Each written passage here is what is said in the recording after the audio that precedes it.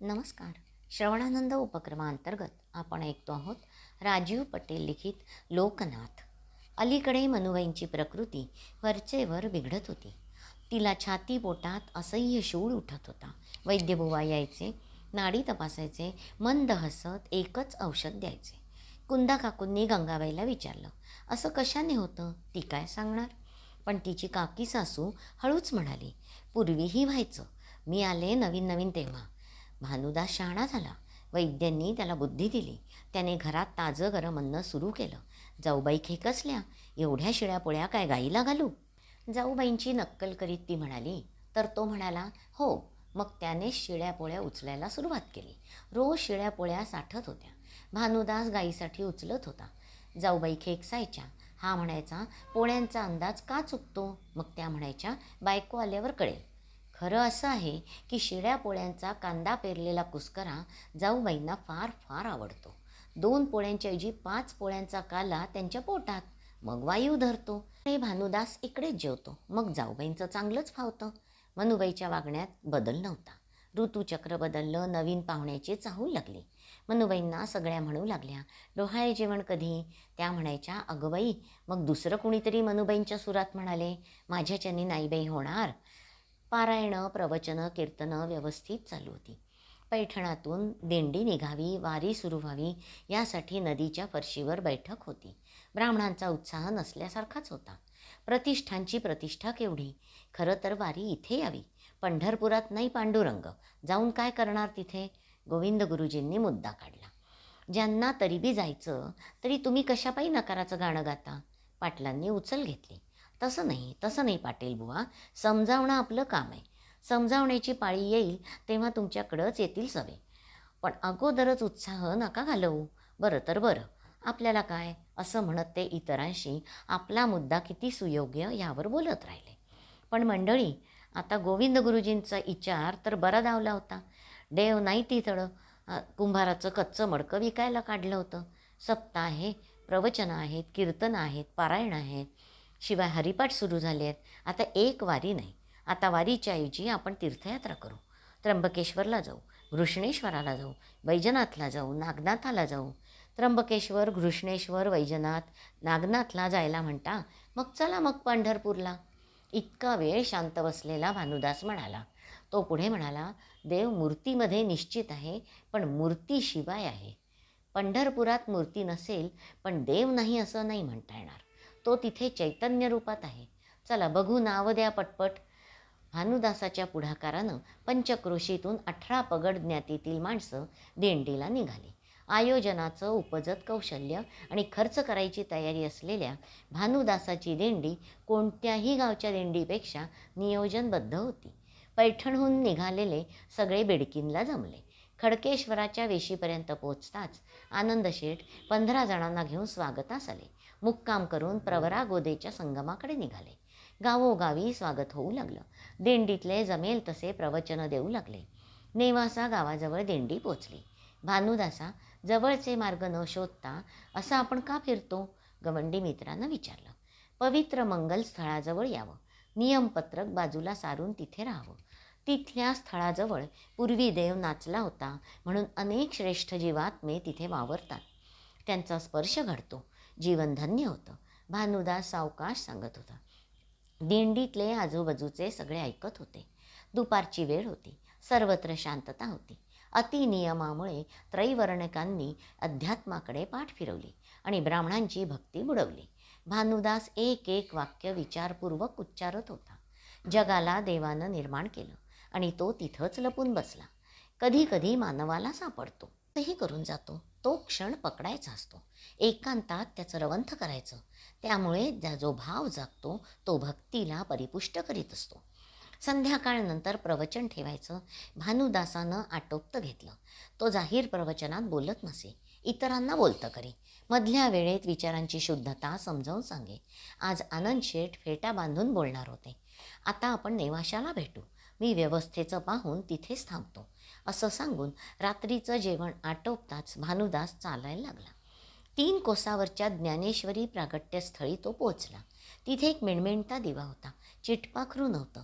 तो प्रथमच तिथे येत होता. त्यालाच त्याचं आश्चर्य वाटलं की कुणालाही मार्ग न विचारता तो तिथे पोचला कसा.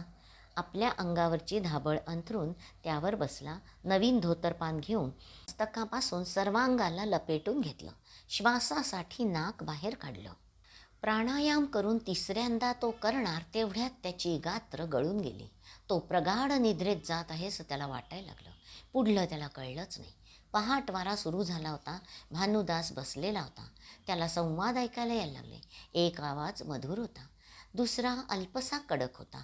कडक आवाजातली वाक्य आली, प्रयासानं ज्ञानेश्वरी रचली आहेस. त्यात जो जे वांछील ते तो शब्द अर्थदडपित आहे. त्यासाठी या भानुदासाला कामाला लाव. नव्हे नव्हे दादा, अगोदर पांडुरंगाचं पुनर्स्थापन होऊ देत, मगच. पक्ष्यांच्या किलबिलाटात कुणीतरी मंदिराची घंटा वाजवली. त्यामागे बोलणं ऐकायला येऊ लागलं. भानुदासाने सावकाश नेत्र उघडले. त्याला एकदम वाटलं रात्रभर बसल्या बसल्या झोपलो होतो खरा. मग तो संवाद काय स्वप्न होतं? मग त्याला वाटलं आपण पुन्हा ओळखू शकू असा तो आवाज होता. मग निद्रा काय, ध्यान काय, स्वप्न काय, सुषुप्ती काय, ईश्वरानुभूती काय, भ्रम काय, आपण तर निर्माण करीत नाही ना. मग झालं तर पांडुरंगाच्या पुनर्स्थापनेचा विचार आपणच करायचा. व्हायचा असेल तर होईल. त्या दिवसापासून मात्र भानुदास आपल्या आपल्यातच राहू लागला. काय हो, बाहेरगावचे दिसता, जपजाप्य करीत होता की काय? घंटा वाजवणाऱ्याने विचारलं. दास भानावर येत म्हणाला, दिंडी येतीये पैठणहून इथे, त्याच्या व्यवस्थेचा विचार करीत होतो झालं. त्यात काय विचार करायचा, व्यवस्था झाली म्हणून समजा. पण आपण कोण पाहुणे? आपले धोतरपान बाजूला सारीत भानुदास आपले हात जुळवीत उभा राहिला. अरे, आपण तर भानुदास शेठ. तो 50शीचा गृहस्थ उद्गारला.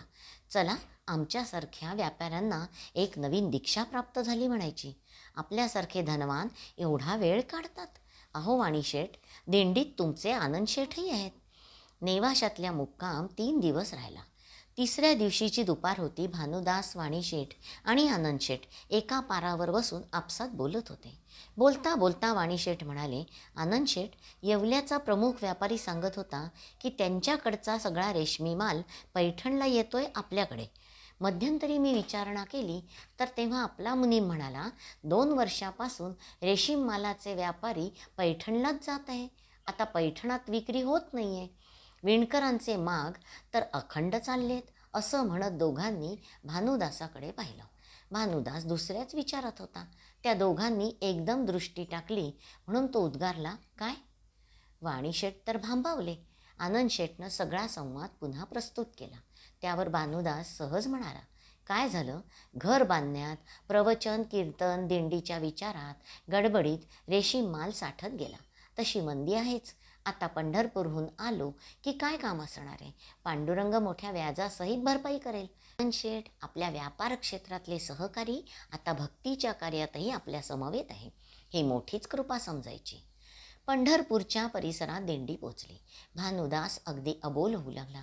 आनंदशेठच काय, सर्वांनाच त्याच्यातला बदल जाणवत होता. अंधार पडायच्या सुमारास सर्व चंद्रभागेकाठी आले. जेवणं झाली. आता केव्हा पडायला मिळतं असं झालं होतं. आज पल्लाई मोठा मारला होता. थोड्या वेळातच चंद्रभागेचे वाळवंट विविध श्वासध्वनींनी गुंजू लागलं. भानुदास आपल्या मस्तकाखाली हात घेऊन आकाशगंगा निरखीत पडला होता. पायाची अढी होती. अंगावर पातळशी शाल होती. अचानक मन खडकेश्वरला पोचलं होतं. त्याला गंगाबाई दिसायला लागली. भानुदासाच्या सासूरवाडीत मोठीच धांदल उडाली होती. बायका सुईणी आत बाहेर करत होत्या. परिचयातले वैद्यराज उपस्थित होते. क्षणाक्षणातला बदल विचारत होते. काही औषधी खलत होते. जवळ मधाची बुदली होती. चाटणासाठीच्या ताटल्या होत्या. भानुदासाला निद्रा काही येईना. अखेरीस तो उठला. नेहमीप्रमाणे तो एकटाच चालत निघाला. पंढरपूर त्याने पाहिलेलं नव्हतं, पण तो बरोबर चालत चौकात आला. भव्य पायऱ्या चढून मंदिरात प्रवेशला. तिथे कुणीही नव्हतं. तरीही त्याला काही सोबत आहे असं वाटलं. पांडुरंगाच्या चौथऱ्यावर तेलाचा दिवा ढणढणत होता. त्याच्या धुरानं जवळच्या भिंती काळपट झाल्या होत्या. चौथरा तेलकट झाला होता. तर धूळ बसून पुटं तयार झाली होती. भानुदासाचं तिकडे लक्षच नव्हतं. तो भारावल्यासारखा चौथऱ्यासमोर उभा होता. आता उघड्या डोळ्यांनी पैठणातली श्री विष्णूची मूर्ती दिसू लागली. मग पंढरपुरातलं मंदिर लोप पावलं. त्या जागी बैठ पण अनेक कोरीव स्तंभांवर उभं असलेलं विशाल मंदिर दिसू लागलं. तिथलं वातावरण भिन्न होतं. माणसं श्यामल होती. त्यांच्या बोलण्यात काही संस्कृत शब्द होते, पण ती आपली मराठी मायबोली खचितच नव्हती. पुजारी आपल्यापेक्षा कर्मठ दिसत होता. पूजा साग्रसंगीत होती. भक्तांची गर्दी होती. सैनिक होते, पहारेकरी होते. बाहेरून एका कुत्र्याने आपल्या अस्तित्वाची श्वानगर्जना केली आणि त्यामुळे मंदिराच्या मागून 2 कुत्र्यांनी आपणही जागे असल्याचा संदेश पाठवला. काही क्षणात सगळं पंढरपूर विविध कुत्र्यांच्या नादानी भरून गेलं. भानुदास भानावर आला. पुढल्या दिवसांमध्ये भानुदास मंदिरात जात होता. त्याबरोबर आता त्याचे साथीदार असत. आनंद शेठ तर असतच. प्रत्येक वेळी त्याला तेच दृश्य अधिकाधिक स्पष्ट होताना दिसत होतं. महाराणी आपल्या मोठ्या सुवर्ण तबकातून पूजा सामग्री आणताना दिसत होत्या. आता बरोबर नृपती दिसायला लागले. त्यांचा बसका देह, बसका फेटा, त्यावरचा हिऱ्यांनी भरलेला शिरपेच, कपाळीचं आडवं गंध म्हणजे पूजा श्री विष्णूंचीच. आपल्या पदरी पुण्य पडलं. मी वृषाली केळकर आजच्या वाचनाचा येथे समारोप करते. हरिओम तत्सत. जय हरी विठ्ठल.